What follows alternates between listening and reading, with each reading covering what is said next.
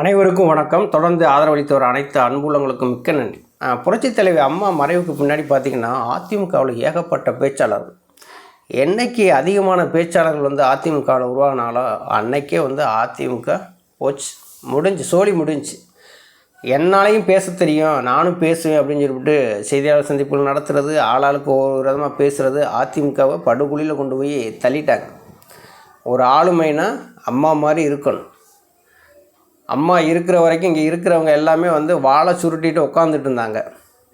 அம்மா மறைவுக்கு பின்னாடி வாழ்வுலாம் நீண்டது. அந்த கட்சியை அப்படியே குழியில் போட்டு புதைச்சிட்டாங்க. எந்த இடத்துல எப்படி பேசணும் அப்படிங்கிறது தெரியல. சுயநலத்துக்காக சந்தர்ப்பவாத அரசியல் தான் இங்கே அதிமுகவோட நடக்குது. அன்னைக்கு என்ன நடக்கணுமோ அதை நமக்கு செஞ்சால் போதும், நமக்கு லாபம் கிடைச்சா போதும் அப்படிங்கிற மாதிரி தான் இங்கே இருக்குது. பிஜேபியோட கூட்டணி வச்ச நாள்லேருந்தே பார்த்திங்கன்னா யாரும், எந்த தொண்டர்களாக இருக்கட்டும் நிர்வாகிகளாக இருக்கட்டும், யாரும் அந்தளவுக்குலாம் சந்தோஷமாலாம் கிடையாது. விரக்தியில் தான் இருக்கிறாங்க. என்னப்பா திடீர்னு போய் கூட்டணி வச்சுட்டாரே அப்படின்ட்டு. இப்போ நேற்று கூட ராஜேந்திர பாலாஜி, விருதுநகரத்தினுடைய மாவட்ட செயலர் ராஜேந்திர பாலாஜி சொல்லியிருக்காரு, அன்வர் ராஜா தீமுகவில் போய் இணைஞ்சிட்டார்ல, அவர் சொல்லியிருக்காரு, அன்வர் ராஜா வேணால் அதிமுகவில் திமுகவுக்கு போயிருக்கலாம், ஆனால் சிறுபான்மையினர் வாக்கு எங்களுக்கு ஒன்றும் தேவையில்லை, போனால் போகட்டும் அப்படிங்கிற மாதிரி பேசியிருக்கிறாரு. ராஜேந்திர பாலாஜி கொஞ்சம் பின்னோக்கி பார்க்காம போயிட்டார். 2021 சட்டசபை தேர்தலில் அதிமுக பிஜேபி கூட்டணி போட்டு தான் தேர்தலை சந்தித்தாங்க. அந்த தேர்தலில் பார்த்திங்கன்னா பிஜேபி ஒரு 4 இடங்களில் வெற்றி பெற்றாங்க. இப்போ பாட்டாளி மக்கள் கட்சி 5 இடம் வெற்றி பெற்றுச்சு. அதுக்கப்புறம் அதிமுக ஒரு 66 இடங்கள் வெற்றி பெற்றாங்க. அந்த அதிமுக பிளவுக்கு பின்னாடி எடப்பாடி பழனிசாமிகிட்ட 62 தான் இருக்கிறாங்க எம்எல்ஏக்கள். மோடி அவர்கள் போய் சந்தித்து பக்கத்தில் உட்காந்து ஒரு ப்ரெஸ் மீட் வேறு கொடுக்குறாரு. மோடியை 3வது முறையாக நாங்கள் பிரதமராக்குவோம் அப்படின்ட்டு. அதுக்கப்புறம் ஒரு 4-5 மாதம் கழித்து என்ன பண்ணுறாரு, நாங்கள் பிஜேபி கூட்டணியிலேருந்து நாங்கள் விலகுறோம் அப்படின்னு சொல்கிறார். விலகிட்டு வந்த உடனேயே எடப்பாடி பழனிசாமி ஒரு காரணத்தை சொல்கிறார். அந்த விலகலுக்கான ஒரு காரணத்தை சொல்கிறார். சிறுபான்மையினர் வாக்கு அதிமுகவுக்கு இல்லாதனால தான் நாங்கள் தோல்வியை சந்தித்தோம், நாங்கள் ஆட்சியவே இழந்தோம் அப்படிங்கிற மாதிரி பேசுகிறாங்க. ஆட்சி இழந்ததுக்கு வேறு காரணம். அன்றைக்கி டிடிவி தினகரனை கூட்டணிக்குள்ளே கொண்டு தான் அன்றைக்கி அம்மாவனுடைய ஆட்சி 3வது முறையாக வந்திருக்கும். அதிமுக ஆட்சி 3வது முறையாக அமைஞ்சிருக்கும். எடப்பாடி பழனிசாமியுடைய சுயநலம், எங்கே டிடிவி தினகரன் நம்ம கட்சியினுடைக்கு தலைமை பொறுப்புக்கு வர முடியாதுன்னு சொல்லிவிட்டு அவர் பறித்த குழியில் அவரே விழுந்துட்டார். அவர் முதலமைச்சராக முடியலை. இப்போ டிடிவி தினகரன் வாக்கை பிரித்த உடனே அதிமுக தோல்வியை தான் சந்திச்சிச்சு. இப்போ 2021 பிஜேபினால தான் நாங்கள் தோற்று போனோம், சிறுபான்மையினர் வாக்கு கிடைக்கல அப்படின்னு சொல்லி அவர் கூட்டணி விட்டு விலகிறாரு. கூட்டணி விட்டு விலகின உடனே பார்த்திங்கன்னா எஸ்டிபி மாநாட்டு கட்சியில் போய் நான் சிறுபான்மையினோட பாதுகாவலன், இனிமேல் பிஜேபியோட ஒட்டும் இல்லை உறவும் இல்லை, நாங்களாம் இனிமேல் கூட்டணியை வைக்க மாட்டாங்க, 2024 இருக்கட்டும் 2026 இருக்கட்டும் நாங்கள் கூட்டணி வைக்க மாட்டோம் அப்படின்னு சொல்லி போகிறாங்க. 2024 எஸ்டிபி கட்சியோட கூட்டணி வச்சு தான் தேர்தலையும் சந்தித்தாங்க. அதுவும் ஒரு இஸ்லாமியர் கட்சி தான். அதோட தான் கூட்டணி வச்சு தேர்தலை சந்தித்தாங்க. தோல்வியும் சந்தித்தாங்க. பயங்கரமான ஒரு தோல்வியும் அதிமுக சந்தித்தது. 3வது இடம் 4வது இடம் டெபாசிட்டி. அப்பா, அதிமுகங்கிற கட்சி இந்த நிலைமைக்கு எடப்பாடி பழனிசாமி கொண்டு வந்துட்டாரேன்னு சொல்லிவிட்டு தொண்டர்கள்லாம் கண்ணீர் வடித்தாங்க.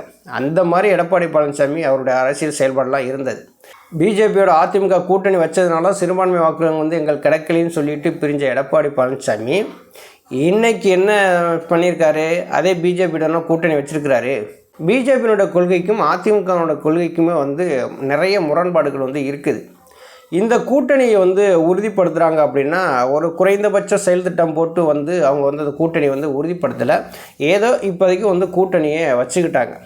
பிஜேபியினுடைய கொள்கை நமக்கு செட் ஆகாது அப்படின்னு சொல்லிட்டு தொடர்ந்து அன்வர் ராஜா விமர்சனம் பண்ணிக்கிட்டே இருந்தார். இன்றைக்கி அவரை கட்சியை விட்டு நீக்கிட்டாங்க. கட்சியை விட்டு நீக்கிற உடனே அவர் என்ன பண்ணார், திமுகவில் போய் இணைஞ்சிட்டார்.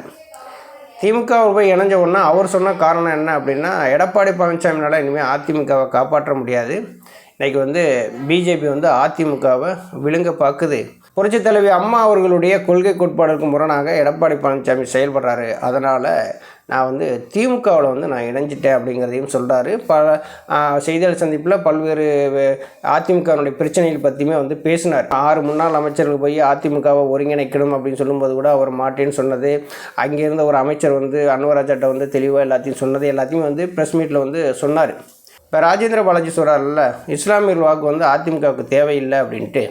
அப்போ இஸ்லாமியர் வாக்கு அதிமுகவுக்கு தேவையில்லை அப்படின்னா புரட்சித் தலைவர் எம்ஜிஆர், புரட்சித் தலைவி அம்மா அவர்களுடைய அபிமானிகள்னு ஒன்று இருப்பாங்கள்ல, எவ்வளவு தான் மதங்கள் கடந்து ஓட்டுகள் போட்டாலும் அபிமானிகள்னு ஒன்று இருப்பாங்கள்ல, அப்போ அந்த அபிமானிகளுடைய வாக்கை கூட வந்து உங்களால் பெற முடியாத அளவுக்கு தானே உங்கள் வாய் இருக்குது. இந்த மாதிரி பேசலாமா?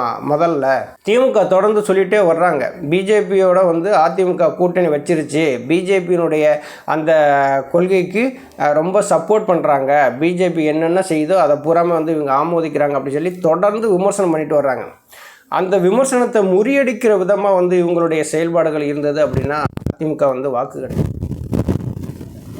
திமுக சொல்கிறது மாதிரி தானே இப்போ வந்து ராஜேந்திர பாலாஜி அவர் வந்து பேசுகிறாரு, இஸ்லாமியர் வாக்கு எங்களுக்கு தேவையில்லை அப்படின்னா நீங்களும் ஒரு மதம் சார்ந்து ஒரு கட்சியாக வந்து போகிறீங்க, அப்போ பிஜேபி வந்து அதிமுகவை விழுங்கிருச்சுன்னு தானே அர்த்தம். இப்போ ராஜேந்திர பாலாஜி பேசுகிறது அப்படித்தானே இருக்குது. இஸ்லாமியர் வாக்குகளே எங்களுக்கு தேவையில்லை அப்படின்னு சொல்லும்போது அப்போ அதிமுக மீது வச்ச குற்றச்சாட்டு வந்து உண்மைதானே. இன்றைக்கி வந்து பிஜேபி வந்து அப்போ இஸ்லாமியர்கள் எனக்கு தேவையில்லை அப்படின்னு சொல்லி அவங்க வந்து நினைக்கிறாங்கல்ல, அவங்களுடைய வாக்கு நமக்கு தேவையில்லை அப்படின்னு நினைக்கிறாங்க. பிஜேபி என்ன நினைக்கிறாங்க அப்படின்னா அதிமுகவுடைய வாக்குகள் நமக்கு வேணும் அப்படின்னு சொல்லி நினைக்கிறாங்க, மிரட்டிக்கிட்டு இருக்காங்க. எடப்பாடி பழனிசாமி பயந்து போய் இருக்கிறார். மேடைகளில் பேசினா மட்டும் போதாது.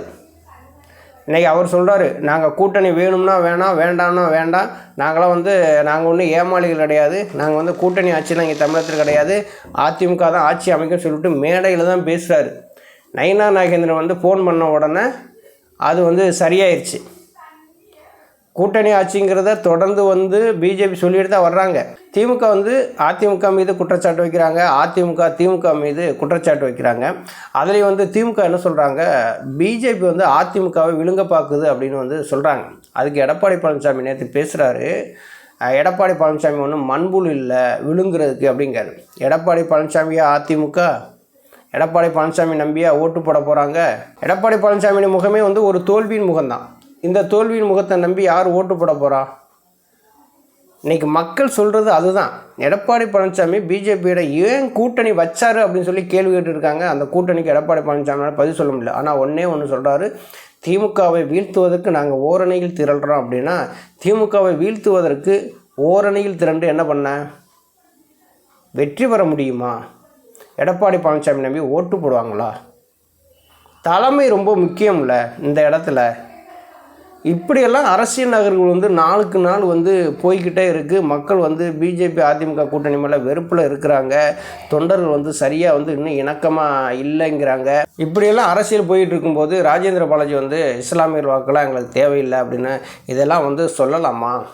ராஜேந்திர பாலாஜின்னா அந்தளவுக்கு பெரிய ஆளா? இவரை நம்பி யாரும் ஓட்டு போட போகிறாங்களா? தொகுதியில் இருந்தாலே டெபாசிட் போயிடும். நன்றி, வணக்கம்.